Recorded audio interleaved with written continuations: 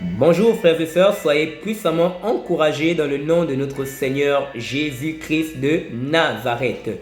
Nous sommes dans le cadre de notre partage sur le mauvais caractère des fils aînés. Et nous avons parlé la semaine dernière de Ruben. Nous avons étudié le caractère de Ruben qui était le fils aîné de Jacob. Et nous avons vu que Ruben était le fils aîné et que Léa avait beaucoup d'attentes à l'égard de cet enfant. Mais malheureusement, il n'a pas été une source de consolation, mais plutôt une source de pleurs, de destruction et de malheur dans la vie de son père et de sa mère. Et en tant que fils aîné, nous avons vu qu'il avait une certaine position que lui conférait sa naissance et que par sa naissance, il avait autorité sur tous ses autres frères. Et cela se démontre par la qualité de la pierre qui représente la tribu de Ruben sur l'habit du souverain sacrificateur. Et donc la pierre de Ruben, c'était la pierre de sardoine. Et c'était une pierre très dure. Et les rois s'en servaient pour les sceaux. C'est-à-dire que c'est au moyen de cette pierre qu'on marquait les sceaux. Nous avons vu tout cela la semaine dernière et nous sommes simplement en train de faire le rappel et corriger un peu parce que la semaine dernière, nous avons parlé de la pierre de jaspe, mais ce n'était pas la pierre de jaspe en ce qui concerne Ruben, mais c'est la pierre de sardoine. Nous sommes un peu mêlés les pinceaux. Et donc, nous avons vu que dans le cas de Joseph, Ruben n'a pas été un modèle. Ruben n'a pas été un exemple. De par l'autorité qu'il avait et de par les symboles qui entourent justement sa naissance, il n'a pas joué le rôle qu'il était appelé à jouer, être un protecteur, être une source de consolation, mais au contraire, de par sa peur, de par son souci de plaire aux autres, il a fini par faire en sorte que Jacob plonge dans un deuil sans pareil. Un deuil qui a duré près de 13 années, le temps que Joseph était vendu et vivait en Égypte. Et par la suite, nous allons voir d'autres caractéristiques qui entourent la vie de Ruben afin que nous puissions veiller. Nous avons dit que c'était des mauvais comportements, c'était de mauvais caractères que parfois certains fils aînés avaient. Nous avons ressorti la jalousie que les frères de Joseph, ses frères aînés, avaient vis-à-vis de lui simplement parce qu'il avait reçu des songes, parce qu'il avait reçu une vision, parce que son père semblait l'aimer plus que ses autres frères et cela a suscité de la jalousie, de la haine et des frères qui sont nés dans une même famille, des frères qui ont mangé dans une même assiette ont commencé à saillir, ont commencé à avoir de la colère jusqu'à ce qu'ils ont formé un complot et ils sont allés jusqu'à tuer leurs frères. Et figurez-vous que lorsqu'ils sont revenus trouver Jacob, ils ont apporté la tunique de Joseph dans lequel il y avait le sang, non de Joseph mais le sang d'un veau. Ça, vous savez que le sang représente la vie. La Bible nous dit clairement que le sang c'est la vie. Et donc ils ont emmené la tunique de Joseph, mais ce n'était pas la vie de Joseph. Alléluia. Ils ont emmené la tunique de Joseph, mais ce n'était pas la vie de Joseph. Mon frère, je viens te dire que il est possible qu'on puisse avoir ton manteau, mais sans ta vie.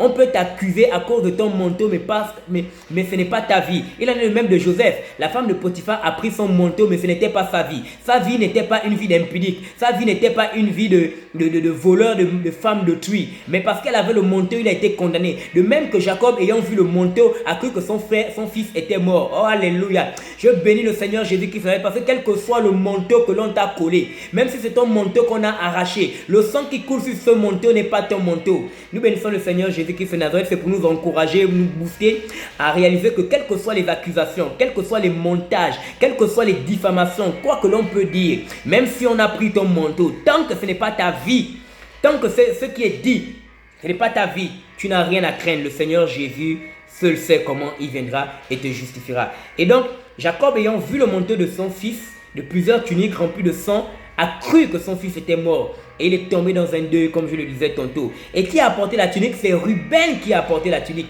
C'est le fils aîné qui a pris la tunique et qui a présenté la tunique à son père. Comme quoi son petit frère était mort. Comment est-ce que Ruben peut faire des choses comme ça, frères et sœurs?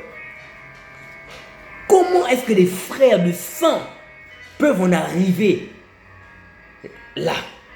Et malheureusement, dans les églises, nous observons cette jalousie qui est capable de conduire au meurtre, à la diffamation.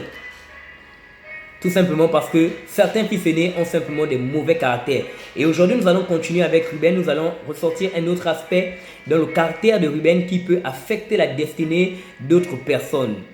Et donc, dans le livre de Nombres, chapitre 32, nous allons faire une lecture rapide à partir du verset 4. Oui. Ce pays que l'Éternel a frappé devant l'assemblée d'Israël est un lieu propre pour des troupeaux et tes serviteurs ont des troupeaux. Ils ajoutèrent, si nous avons trouvé grâce à tes yeux, que la possession de ce pays soit accordée à tes serviteurs et ne nous fait point passer le Jourdain. Moïse répondit aux fils de Gad et aux fils de Ruben, vos frères iront-ils à la guerre et vous resterez-vous ici? Pourquoi voulez-vous décourager les enfants d'Israël de passer dans le pays que l'Éternel leur donne? Ainsi firent vos pères quand je les envoyais de Kadès Barnéa pour examiner le pays. Ils montèrent jusqu'à la vallée d'Escol. Et après avoir examiné le pays, ils découragèrent les enfants d'Israël d'aller dans le pays que l'Éternel leur donnait.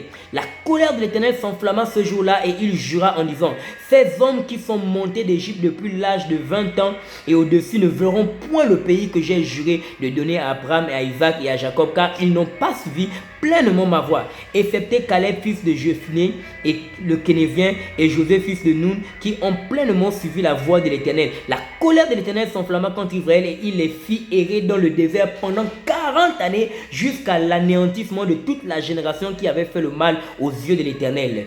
Verset 15, car si vous vous détournez de lui, il continuera de laisser Israël au désert et vous courrez la perte de tout ce peuple. Et frères et sœurs, c'est incroyable ce que nous allons décortiquer là dans ces différents versets. C'est incroyable. Le peuple d'Israël a été délivré d'une main forte de l'Égypte par l'Éternel, qui a vu leurs pleurs et qui a vu leurs souffrances et qui leur a promis un pays où coule le lait et le miel, où ils pourraient adorer l'Éternel des armées, le Dieu d'Abraham, d'Isaac et de Jacob, et être une nation particulière qui soit une lampe pour l'humanité tout entière. Mais pendant qu'ils étaient en train de traverser le désert, ils vont mener des combats, ils vont mener des conquêtes afin de démontrer l'autorité de Dieu, afin de démontrer la suprématie de Dieu, afin de démontrer que le Dieu qui était avec eux était le seul et unique Dieu. Mais pendant qu'ils vont vaincre un certain nombre de territoires, les fils de Ruben, les Rubénites, qui sont simplement les descendants de Ruben, le fils aîné de Jacob, vont s'approcher de Moïse et vont demander à trouver grâce aux yeux de Moïse pour rester de l'autre côté du Jourdain. La vision, c'était Canaan.